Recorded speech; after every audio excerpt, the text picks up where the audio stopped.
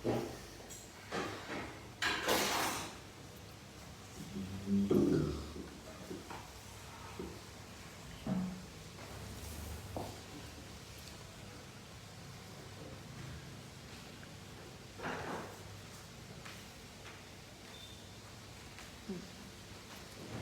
श्री अकाल सारिਆਂ ਨੂੰ। मैं वेट ही कर रही थी कि सारे जाने मेरे नाल जुड़ जान, क्योंकि मैं काफ़ी दिनों बाद लाइव कर रही हाँ। और लाइव करन दे पिछे बहुत ही इंपॉर्टेंट रीज़न आ, जिहड़ा कि अजकल बहुत हॉट टॉपिक चल रहा है, यूक्रेन ते रशिया दी वॉर दे उत्ते।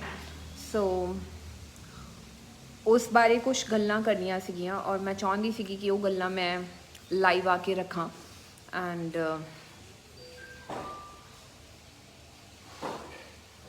सब तो पहलो जो यूक्रेन दे विच हो रहा है और जो वॉर दे विच आम इंसानां दी, आम लोकां दी, बच्चियां दी जिहड़ी जान जा रही है, वो बहुत बुरा हो रहा है और वो नहीं होना चाहिए। और क्योंकि वॉर किसी भी तरीके की खराब गल हुंदी है, नहीं होनी चाहिए किसी भी कंट्री की वॉर जिहदे विच जानी जान जावे लोकां दी और आम लोकां नूं नुकसान होवे, वो गलत गल हुंदी है। बट असी बहुत सारे लोग इस दे डेप्थ तक नहीं जानते कि किसी भी दो कंट्रीज़ की जिहड़ी वॉर हो रही है वो क्यों हो रही है और उहदे पिछे रीज़न की है। उस डेप्थ विच आपां नूं जाना चाहिए है और उस बारे गल भी करनी चाहिए है। सो बेसिकली जिहड़ी यूक्रेन दी ते रशिया दी वॉर क्यों हो रही है और उस टॉपिक के उत्ते असीं कुछ गल्लां करनियां चाहांगे। एक्चुअली पहली गल तो ये कि वर्ल्ड अफेयर्स दे विच आपां नूं ज़्यादा इंटरफेयर नहीं करना चाहिए, बिकॉज एक वर्ल्ड पोलिटिकल मैटर आ। आपां नूं अपनी कंट्री नूं रिप्रजेंट करना चाहिए है और अपनी कंट्री दे बिहाफ दे उत्ते जिहड़ी भी गल आ वो करनी चाहिए है।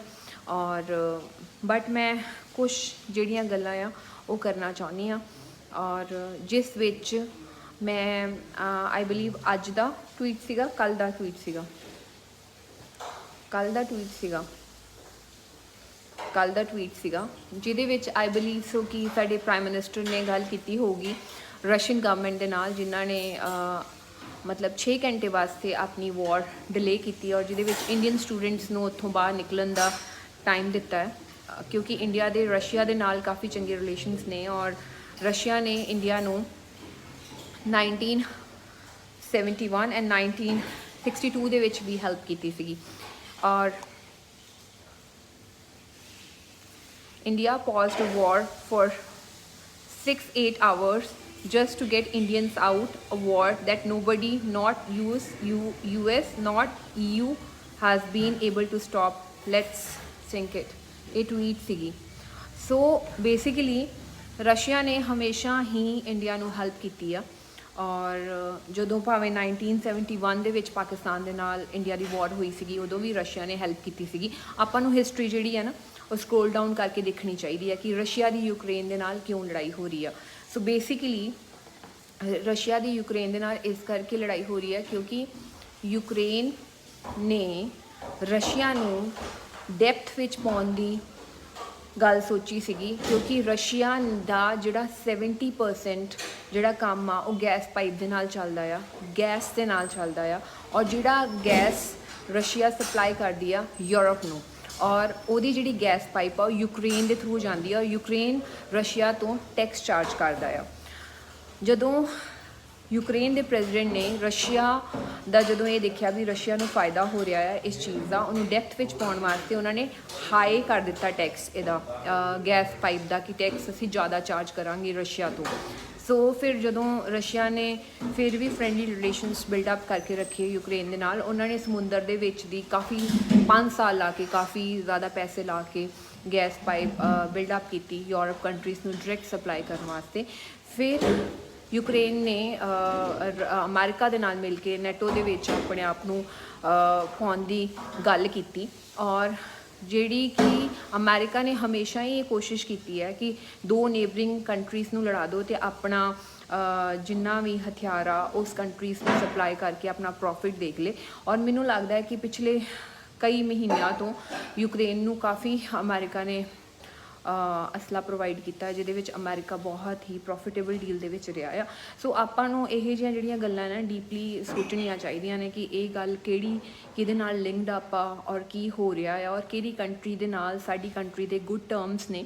ਔਰ ਇਹਦੇ ਵਿੱਚ ਸਾਡੇ ਪ੍ਰਾਈਮ ਮਿਨਿਸਟਰ ਨੇ ਇੱਕ ਬਹੁਤ ਹੀ ਵਧੀਆ ਡਿਸੀਜਨ ਹੀ ਲਿਆ ਆ, ਜਿਹੜਾ ਕਿ ਉਹਨਾਂ ਨੇ ਰਸ਼ੀਆ ਦੇ ਨਾਲ ਗੱਲ ਕਰਕੇ ਜਿਹੜੇ ਆਪਣੇ ਇੰਡੀਅਨ ਸਟੂਡੈਂਟਸ ਨੂੰ ਉੱਥੋਂ ਬਾਹਰ ਕਢਾਉਣ ਦੀ ਗੱਲ ਕੀਤੀ, ਜਿਹੜੀ ਮੈਂ ਟਵੀਟ ਤੁਹਾਨੂੰ ਦਿਖਾਈ ਵੀ ਸੀਗੀ। ਔਰ ਨਾਓ ਜਦੋਂ ਕਿ ਯੂਕਰੇਨ ਨੂੰ ਪਤਾ ਲੱਗ ਗਿਆ ਕਿ ਇੰਡੀਅਨ ਸਟੂਡੈਂਟਸ ਦੇ ਨਾਲ ਇਸ ਤਰੀਕੇ ਦੇ ਨਾਲ ਵਰਤਾਵ ਕੀਤਾ ਜਾ ਰਿਹਾ, ਤੇ ਉੱਥੇ ਇੰਡੀਅਨ ਸਟੂਡੈਂਟਸ ਨੂੰ ਉੱਥੋਂ ਦੇ ਲੋਕੀ ਟ੍ਰੇਨ ਦੇ ਵਿੱਚ ਵੀ ਨਹੀਂ ਵੜਨ ਦੇ ਰਹੇ। ਸੋ ਬਹੁਤ ਬੁਰਾ ਸਲੂਕ ਕਰ ਰਹੇ ਨੇ। ਸੋ ਬੇਸਿਕਲੀ ਮੈਂ ਕਿਸੇ ਦੇ ਖਿਲਾਫ ਨਹੀਂ ਆ, ਬਟ ਮੈਨੂੰ ਇਹ ਲੱਗਦਾ ਹੈ ਕਿ ਆਪਾਂ ਨੂੰ ਆਪਣੀ ਕੰਟਰੀ ਦੇ ਅਫੇਅਰਸ ਵੱਲ ਧਿਆਨ ਦੇਣਾ ਚਾਹੀਦਾ ਹੈ। ਹਾਂ, ਵਰਲਡ ਵਾਰਸ ਨਹੀਂ ਹੋਣੀਆਂ ਚਾਹੀਦੀਆਂ ਜਾਂ 2 ਕੰਟਰੀਜ਼ ਦੀਆਂ ਵਾਰਸ ਨਹੀਂ ਹੋਣੀਆਂ ਚਾਹੀਦੀਆਂ। ਇੱਕ ਜਿਹੜਾ ਮਾਲੀ ਨੁਕਸਾਨ ਆ ਉਹ ਕੰਟਰੀ ਦਾ ਨਹੀਂ ਹੋਣਾ ਚਾਹੀਦਾ ਔਰ ਲੋਕਾਂ ਦਾ ਨੁਕਸਾਨ ਨਹੀਂ ਹੋਣਾ ਚਾਹੀਦਾ। ਔਰ ਜੋ ਵੀ ਇੰਡੀਆ ਵੱਲੋਂ ਡਿਸੀਜਨ ਮੇਕਿੰਗ ਕੀਤੀ ਗਈ ਆ, ਔਰ ਇਹਦੇ ਵਿੱਚ ਜਦ ਕਿ 2 ਪੋਲੀਟੀਕਲ ਪਾਰਟੀਜ਼ ਜਿਹੜੀਆਂ ਆਪਸ 'ਚ ਹੈਗੀਆਂ ਨੇ, ਕਾਂਗਰਸ ਤੇ ਬੀਜੇਪੀ, ਕਾਂਗਰਸ ਵੀ ਇਸ ਗੱਲ ਦੇ ਵਿੱਚ ਇੰਟਰਫੇਅਰ ਨਹੀਂ ਕਰ ਰਹੀ ਬੀਜੇਪੀ ਦੇ ਇਸ ਮੈਟਰ ਦੇ ਵਿੱਚ। ਬਸ ਉਹ ਇਹ ਜ਼ਰੂਰ ਪਾ ਰਹੀ ਹੈ ਕਿ ਹਾਂ ਇੰਡੀਅਨ ਸਟੂਡੈਂਟਸ ਵਾਸਤੇ ਕੀ ਕੀਤਾ ਜਾ ਰਿਹਾ, ਕੀ ਨਹੀਂ ਕੀਤਾ ਜਾ ਰਿਹਾ, ਬਟ ਉਹ ਰਸ਼ੀਆ ਦੇ ਉੱਤੇ ਪੁਆਇੰਟ ਆਊਟ ਨਹੀਂ ਕਰ ਸਕਦੀ। ਪਰ ਕਿਤੇ ਨਾ ਕਿਤੇ ਜਦੋਂ ਕਾਂਗਰਸ ਗਵਰਨਮੈਂਟ ਸੀਗੀ, ਰਸ਼ੀਆ ਨੇ ਉਦੋਂ ਵੀ ਕਾਫੀ ਹੱਦ ਤੱਕ ਇੰਡੀਆ ਨੂੰ ਸਪੋਰਟ ਕੀਤਾ ਸੀਗਾ। ਸੋ ਆਪਾਂ ਨੂੰ ਇਹ ਜਿਹੜੀ ਵਰਲਡ ਅਫੇਅਰਸ ਆ, ਕਰੰਟ ਅਫੇਅਰਸ ਆ, ਇਹਦੀ ਨੌਲੇਜ ਹੋਣੀ ਚਾਹੀਦੀ ਆ, ਇਹਦੇ ਬਾਰੇ ਕੰਪਲੀਟਲੀ ਪੜ੍ਹਨਾ ਚਾਹੀਦਾ ਆ। ਇਹ ਫੈਕਟਸ ਨੂੰ ਜਾਣ ਕੇ ਹੀ ਆਪਣੀਆਂ ਗੱਲਾਂ ਰੱਖਣੀਆਂ ਚਾਹੀਦੀਆਂ ਨੇ, ਕਿਉਂਕਿ ਬਹੁਤ ਸਾਰੇ ਪੋਲੀਟੀਕਲ ਲੀਡਰਸ ਜਿਹੜੇ ਇੰਡੀਆ ਦੇ ਵਿੱਚ ਆ, ਉਹ ਬਹੁਤ ਸਾਰੇ ਆਪਣੇ ਰਿਵਿਊਜ਼ ਦੇ ਰਹੇ ਨੇ ਵਾਰ ਵਾਸਤੇ, ਤੇ ਬਟ ਉਸ ਤੋਂ ਪਹਿਲਾਂ ਉਹਨਾਂ ਨੂੰ ਇਤਿਹਾਸ ਪੜ੍ਹ ਲੈਣਾ ਚਾਹੀਦਾ ਆ ਵੀ ਕਿਹੜੀ ਕੰਟਰੀ ਦੇ ਗੁੱਡ ਟਰਮਸ ਸਾਡੀ ਕੰਟਰੀ ਦੇ ਨਾਲ ਰਹੇ ਨੇ, ਔਰ ਤਾਂ ਕਿ ਆਪਾਂ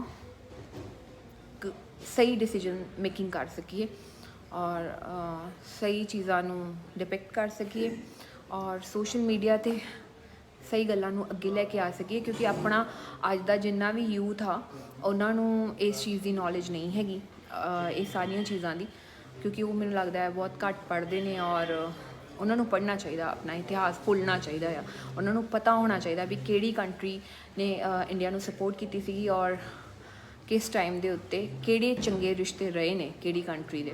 ਸੋ ਬਿਕਾਜ਼ ਅੱਗੇ ਆਉਣ ਵਾਲੇ ਟਾਈਮ ਦੇ ਉੱਤੇ ਵੀ ਕਿਸੇ ਵੀ ਕੰਟਰੀ ਦੇ ਨਾਲ ਕੋਈ ਵੀ ਅਫੇਅਰ ਹੋ ਸਕਦਾ ਆ। ਸੋ ਆਪਾਂ ਨੂੰ ਔਰ ਹਾਂ, of course my friend is telling, Ukraine ਨੇ ਜਦੋਂ ਪਾਕਿਸਤਾਨ ਦੇ ਨਾਲ ਇੰਡੀਆ ਦੀ ਲੜਾਈ ਸੀਗੀ ਉਦੋਂ ਟੈਂਕ ਦਿੱਤੇ ਸੀਗੇ ਸਾਡੇ ਖਿਲਾਫ। ਸੋ ਆਪਾਂ ਨੂੰ ਇਹ ਸਾਰੀਆਂ ਗੱਲਾਂ ਪਤਾ ਹੋਣੀਆਂ ਚਾਹੀਦੀਆਂ ਆ। ਮਤਲਬ ਕੋਈ ਇਨਸਾਨ ਸਿੰਪੈਥੀ ਗੇਨ ਕਰ ਰਿਹਾ ਆ ਉੱਥੋਂ ਦਾ ਪ੍ਰੈਜ਼ੀਡੈਂਟ, ਜਿਹੜਾ ਕਿ ਇੱਕ ਉਸ ਪ੍ਰੈਜ਼ੀਡੈਂਟ ਨੂੰ ਵੇਖੋ ਕਿ ਉਹਦਾ ਪ੍ਰੈਜ਼ੀਡੈਂਟ ਕਿਵੇਂ ਬਣਿਆ। ਉਹ ਇੱਕ ਆਰਟਿਸਟ ਸੀਗਾ ਔਰ ਇੱਕ ਇੱਕ ਆਰਟਿਸਟ ਫੇਮਸ ਹੋਇਆ ਜੋਕਸ ਨਾ ਸੁਣਾ ਕੇ, ਪੋਪੂਲੈਰਿਟੀ ਗੇਨ ਕਰਕੇ ਉਹ ਉੱਥੋਂ ਦਾ ਪ੍ਰੈਜ਼ੀਡੈਂਟ ਬਣ ਗਿਆ। ਔਰ ਕਿਸ ਤਰੀਕੇ ਦੇ ਨਾਲ ਇੱਕ ਇੰਟੈਲੀਜੈਂਟ ਜਿਹੜਾ ਪ੍ਰੈਜ਼ੀਡੈਂਟ ਸੀਗਾ, ਜਿਹੜਾ ਪਹਿਲੋਂ ਰਸ਼ੀਆ ਦੇ ਨਾਲ ਮਿਲ ਕੇ ਚੱਲਦਾ ਹੁੰਦਾ ਸੀਗਾ। ਬਹੁਤ ਸਾਰੀਆਂ ਇਹੋ ਜਿਹੀਆਂ ਗੱਲਾਂ ਆ ਜਿਹੜੀਆਂ ਆਪਾਂ ਨੂੰ ਜਾਣਨੀਆਂ ਚਾਹੀਦੀਆਂ ਨੇ ਔਰ ਪਤਾ ਹੋਣਾ ਚਾਹੀਦਾ ਆ ਵੀ ਆਪਾਂ ਵਰਲਡ ਅਫੇਅਰਸ ਦੇ ਉੱਤੇ ਜਾਂ ਪੋਲੀਟੀਕਲ ਅਫੇਅਰਸ ਦੇ ਉੱਤੇ ਆਪਾਂ ਜੇ ਗੱਲ ਕਰੀਏ, ਆਪਾਂ ਨੂੰ ਹਮੇਸ਼ਾ ਕਿਸੇ ਦੇ ਪਿੱਛੇ ਲੱਗ ਕੇ ਹਮੇਸ਼ਾ ਆਪਣੇ ਪ੍ਰਾਈਮ ਮਿਨਿਸਟਰ ਨੂੰ ਨਿੰਦਣਾ ਨਹੀਂ ਚਾਹੀਦਾ। ਮੈਨੂੰ ਲੱਗਦਾ ਵੀ ਜਦੋਂ ਕੋਈ ਸਹੀ ਗੱਲ ਕਰੇ ਤੇ ਉਹਨੂੰ ਐਪਰੀਸ਼ੀਏਟ ਵੀ ਕਰਨਾ ਚਾਹੀਦਾ ਆ। ਜੋ ਉਹਨਾਂ ਨੇ ਸਾਡੇ ਇੰਡੀਅਨ ਸਟੂਡੈਂਟਸ ਵਾਸਤੇ ਹੁਣ ਇੱਕ ਸਟੈਪ ਲਿਆ, ਮੈਨੂੰ ਲੱਗਦਾ ਕਿ ਉਹ ਜ਼ਰੂਰੀ ਆ।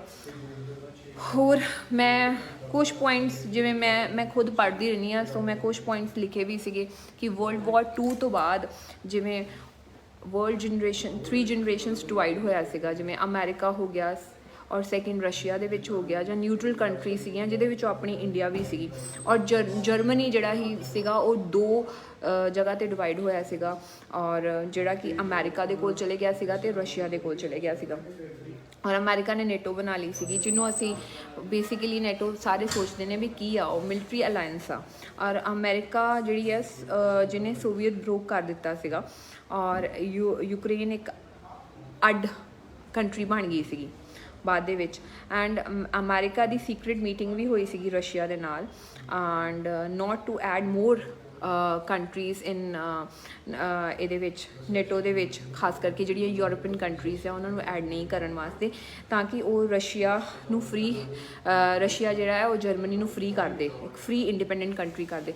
ਤਾਂ ਉਹਦੇ ਕੋਲ ਕੋਈ ਡਾਕੂਮੈਂਟਸ ਨਹੀਂ ਹੈਗੇ, ਬਟ ਉਹਦੀ ਸੀਕ੍ਰੀਟ ਮੀਟਿੰਗਸ, ਬਹੁਤ ਸਾਰੇ ਇਹੋ ਜਿਹੇ ਪੋਲੀਟੀਕਲ ਅਫੇਅਰਸ ਆ ਜਿਨ੍ਹਾਂ ਨੂੰ ਆਪਾਂ ਨੂੰ ਪੜ੍ਹਨ ਦੀ ਵੀ ਲੋੜ ਆ, ਜਾਣਨ ਦੀ ਵੀ ਲੋੜ ਆ, ਔਰ ਉਹਦੇ ਬਾਰੇ ਗੱਲ ਰੱਖਣ ਦੀ ਵੀ ਲੋੜ ਆ।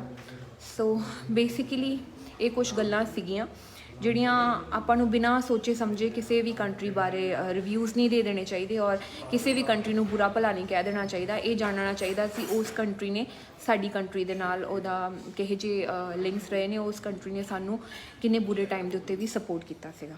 ਸੋ ਇਹ ਕੁਛ ਗੱਲਾਂ ਸੀਗੀਆਂ ਜਿਹੜੀਆਂ ਕਿ ਮੈਂ ਆਪਣੇ ਫੇਸਬੁੱਕ ਲਾਈਵ ਦੇ ਉੱਤੇ ਰੱਖਣਾ ਚਾਹੁੰਦੀ ਸੀਗੀ, ਬਿਕਾਜ਼ ਇਟਸ ਬੀਨ ਸੋ ਮੈਨੀ ਡੇਜ਼। ਮੈਨੂੰ ਲੱਗਦਾ ਸੀਗਾ ਕਿ ਮੈਂ ਇਹਦੇ ਉੱਤੇ ਜ਼ਰੂਰ ਆਪਣੀ ਕੋਈ ਗੱਲ ਰੱਖਾਂ। ਮੈਂ ਬੱਚਿਆਂ ਬਾਰੇ ਜ਼ਰੂਰ ਪੋਸਟ ਪਾਈ ਸੀਗੀ, ਔਰ ਕੱਲ੍ਹ ਅਭੈ ਚੌਟਾਲਾ ਜੀ ਦੀ ਜ਼ਰੂਰ ਪੋਸਟ ਪਾਈ ਸੀਗੀ। ਉਹਨਾਂ ਨੇ ਕੁਛ ਨੰਬਰ ਸ਼ੇਅਰ ਕੀਤੇ ਸੀਗੇ ਕਿ ਜੇ ਕਿਸੇ ਨੂੰ ਇੰਡੀਅਨ ਨੂੰ ਉੱਥੇ ਹੈਲਪ ਚਾਹੀਦੀ ਹੈ, ਉਹਨਾਂ ਦੇ ਕੁਛ ਇੰਡੀਅਨ ਫਰੈਂਡਸ ਨੇ ਉੱਥੇ, ਔਰ ਉਹ ਉਹਨਾਂ ਦੇ ਕੋਲੋਂ ਹੈਲਪ ਲੈ ਸਕਦੇ ਨੇ। ਸੋ ਇਹ ਕੁਛ ਗੱਲਾਂ ਸੀਗੀਆਂ ਜਿਹੜੀਆਂ ਰੱਖਣੀਆਂ ਜ਼ਰੂਰੀ ਵੀ ਸੀਗੀਆਂ, ਔਰ ਮੈਂ ਰੱਖੀਆਂ। ਔਰ ਬੇਸਿਕਲੀ ਸੋ ਤੁਸੀਂ so that's it, thank you so much. ਬਾਕੀ ਤੇ I'm doing gym workout nowadays, and gym ਕਰਨਾ ਚਾਹੀਦਾ ਆ, ਹੈਲਦੀ ਰਹਿਣਾ ਚਾਹੀਦਾ ਆ, ਔਰ ਹੈਲਦੀ ਲਾਈਫ ਸਟਾਈਲ ਰੱਖਣਾ ਚਾਹੀਦਾ ਆ, ਸਟੇ ਅਵੇ from drugs and continue working out, and bus that's it. Bye.